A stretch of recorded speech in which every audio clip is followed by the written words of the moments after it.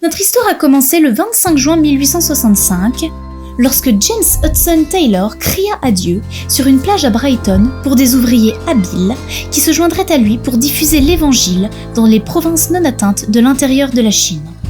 Et ainsi, la mission intérieure pour la Chine vit le jour. Au bout d'un an, Taylor, sa famille et 16 ouvriers partirent à bord du Lammermuir pour la Chine.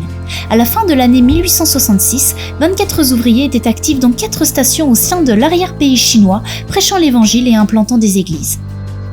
D'autres missionnaires de l'époque préservaient leurs coutumes britanniques, mais Hudson Taylor était convaincu que l'évangile ne prendrait racine que si les missionnaires seraient prêts à s'identifier à la culture du peuple indigène qu'ils souhaitaient atteindre. Gardons-nous de tout péché, et devenons comme les Chinois, par tous les moyens, afin d'en sauver quelques-uns. Les années qui suivirent furent une période d'expansion pour la mission intérieure pour la Chine. D'ici 1888, la MIC avait envoyé 294 personnes dans 14 provinces. Dans les années 1898 à 1900, pendant la révolte des Boxers, des centaines de missionnaires et des milliers de chrétiens chinois furent exécutés. La MIC perdit 58 missionnaires et 21 enfants. Pendant cette période de persécution, la MIC grandit en nombre, comptant 933 membres, et d'ici 1939, presque 200 000 Chinois et des personnes issues de minorités ethniques avaient été baptisés. Un moment décisif survint en 1949 lorsque Mao Tse-tung et son parti communiste prirent le pouvoir en Chine. Malgré leur désir de rester, d'ici 1950 cela devint impossible, et Mission à l'intérieur de la Chine dut quitter le pays. Ce fut une période d'incertitude, mais l'espoir ressurgit lorsque décision fut prise de se déplacer vers de nouveaux pays. Un siège fut établi à Singapour et des ouvriers furent déployés vers les pays voisins, portant avec eux l'évangile de Jésus dans toute sa richesse. La mission à l'intérieur de la Chine devint OMF, Union missionnaire d'outre-mer, puis OMF international dans les années 1990.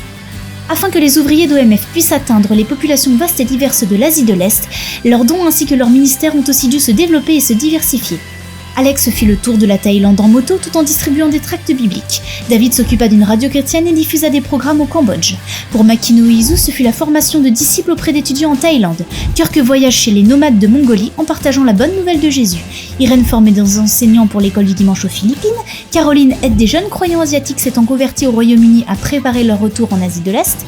Sarah tend la main aux femmes délaissées en créant des bijoux à vendre. Et Peter enseigne l'Ancien Testament en Malaisie.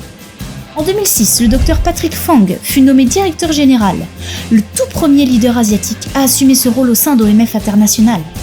À ce jour, nous avons plus de 1400 ouvriers venant de 40 pays différents et servant parmi environ 100 groupes différents en Asie de l'Est, tout en comptant les Asiatiques expatriés en Europe, Afrique, Amérique, Nouvelle-Zélande, Australie et d'autres pays d'Asie. Voilà comment Dieu nous a utilisés ces 150 dernières années. Et toi ? Comment va-t-il t'utiliser ?